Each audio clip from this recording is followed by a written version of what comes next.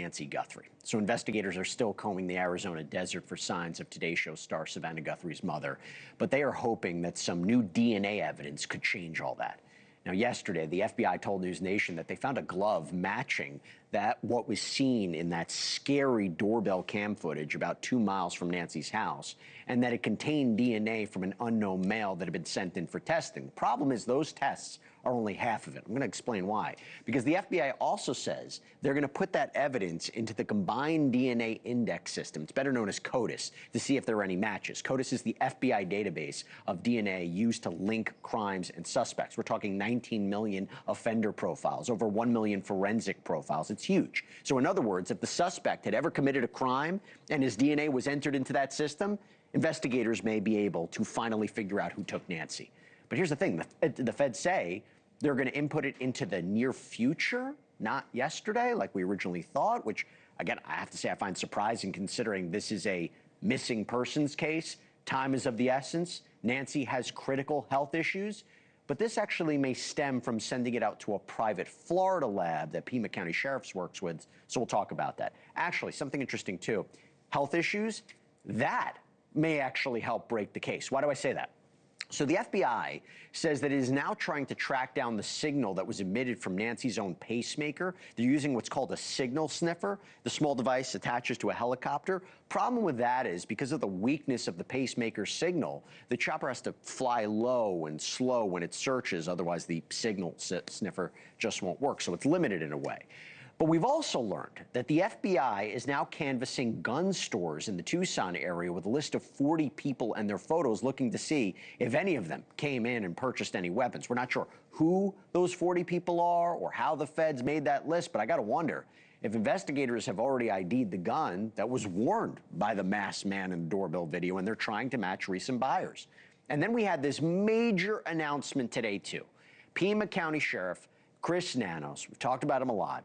He is now clearing the air about a conspiracy theory that has dogged this investigation from the very start. If Nancy's own family was behind her disappearance. And the sheriff today released a statement that says in part, quote, to be clear, the Guthrie family, to include all siblings and spouses, has been cleared as possible suspects in this case. The family has been nothing but cooperative and gracious and are victims in this case.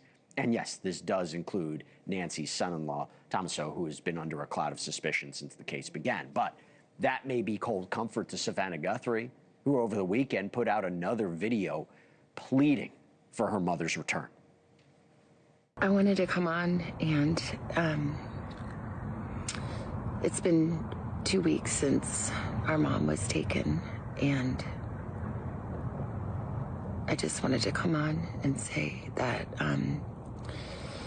we still have hope, and we still believe. And I wanted to say to whoever has her or knows where she is that it's never too late. It's just heartbreaking, to say the least.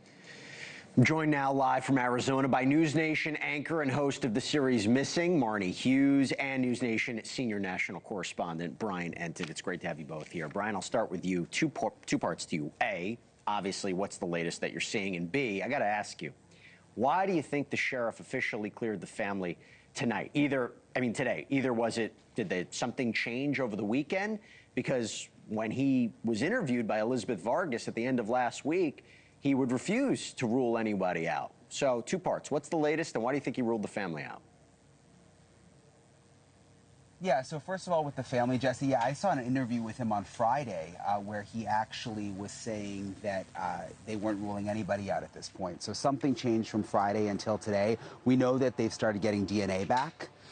Perhaps that has something to do with it, but it was a very clear statement. I mean, it didn't leave any gray area or wiggle room. It 100% said that the siblings and their spouses are cleared and then called out people for being irresponsible who have, made accusations against them. So it seems like he's closed the door on that. In terms of what the latest is, you mentioned one of the new bits that we've gathered, some new reporting, which is kind of a big deal when you think about it. The fact that we have confirmed with multiple gun shops that the FBI has shown up to the gun shops here in Tucson and that they have brought with them a list of 40 names and 40 photographs of those people that they have the names of. And they have asked employees, have you seen these people?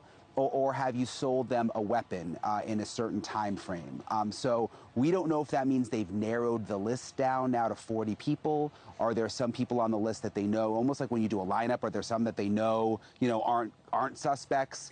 But it's certainly interesting that this is now confirmed to be happening at gun shops in the area, Jesse. Or who those people are, or whether or not they kind of look like, from what we could tell from the suspect wearing the mask. Marni, good to see you. I have a lot of questions about the DNA because, our understanding was the FBI had told us that they were going to put the DNA into CODIS.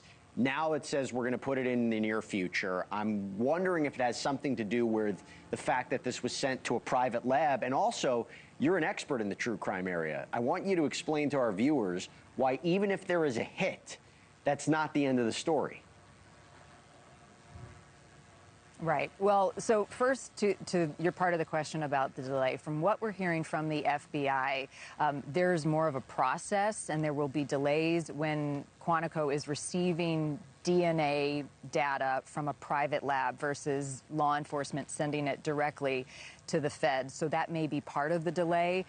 But in every case, and this one is no exception, especially because of Nancy's health issues, time is critical. So they have to consider that when they're entering evidence in, that we need the data back on this as soon as possible.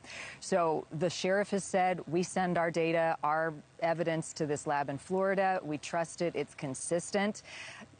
Two things can be true at the same time. I went to a crime lab today, and they said Quantico can also get the DNA and amplify it and still get information from it. So my question then for law enforcement is why not do both? If the mission is to get this information back as soon as possible and see if we've got a hit, then do both. The other thing I'll add, Jesse, about the private labs, and we've talked to some DNA experts about this, these private labs are certified, and they often have as good or better equipment, so they're doing the same job. But if it takes more time, I think it's an important concern that people have. Why not send it to the feds right away to get the answers? And I appreciate it. It's a good question. Look, even if they get a hit, I mean, there's a possibility. Is this person even connected to Nancy Guthrie in any which way? And I want to ask you about the glove in a second. But before we do, I have to, Brian, I got to go back to you about this signal sniffer. That's how the day started, that they were going to be using this device to try to track the pacemaker. Any luck there? Any developments? Yeah, the signal sniffer is really fascinating. I had never heard of this before. Have you, Marni? I mean, you've done so many missing cases. No. Yeah, it's interesting. It's basically this 10-inch by about 6-inch little box that the FBI sent in. It's their technology that they attach to a skid of a helicopter. I'm told typically it would be on a drone, but it was windy the day they used it here. And it hovers in one place, very low to the ground, and it can actually sense the pacemaker. The issue is, I'm told it's an imperfect technology because it's new. It also picks up like AirPods. It was picking up smart washers and dryers. So they didn't sense anything coming from Nancy's pacemaker. They hovered around the house. They hovered over the house. And they went to a couple of other areas too. But it is a technology that they could use again if they get some intel about a certain area that they want to search, Jesse. No, that's an incredible piece of technology. But unfortunately, it sounds, Marni, we go back to the glove. That seems to be a key piece of evidence. And I have to tell you, I'm concerned about contamination. I'm concerned about how long that glove was out baking in that sun. You were there, right? You went to the place where that glove was recovered? Yeah, I have some skepticism about the glove as well. We drove from Nancy's house 1.9 miles to where the approximate location of the glove was found. Nancy's neighborhood is really windy. There's a lot of hills in this neighborhood, and you drive pretty slow. But when you go out onto Campbell Road, which is where the glove was found, the speed limit increases. There's a lot more traffic. Even at night, though, this is a busier road than this neighborhood. Once we pulled off Jesse, to the spot near where the glove was found, we noticed a ton of trash and debris. It was a really cluttered area, so I questioned immediately, there's a lot of junk on the side of the road. This could be contaminated, and anybody could have thrown this glove there. Police still have to investigate that, but I talked to a former lieutenant who worked with the Pima County Sheriff's Department recently, and he's former SWAT, and he said as soon as I heard that the glove was found on Campbell Road, I questioned the authenticity of it. Law enforcement still has to check it out, but this is a busy thoroughfare, and there's just a lot of trash out there, so it would be hard to glean information. I do want to point out, though, Jesse, that the DNA that they found inside the house, you may want to hang more hope on that, because they can enter that into the system and try to match it with anything in CODIS. And CODIS has a pretty successful history. As of November of 2025, they had 781 hits, assisting in more than 750,000 investigations. So there is some success there if the information is already in the system. So I'd be more hopeful with the DNA they found inside. I hope you're right. And look, now that they're doing extra quality control testing on the glove, it's a good thing as well. And I'm so happy to see that we got two of our best on the ground. NewsNation's Brian Entin, Marni Hughes. Thank you both so much. Really appreciate it. Thank you for watching. Subscribe below and download our NewsNation app right now on your phone, and you will get fact-based, unbiased news for all Americans.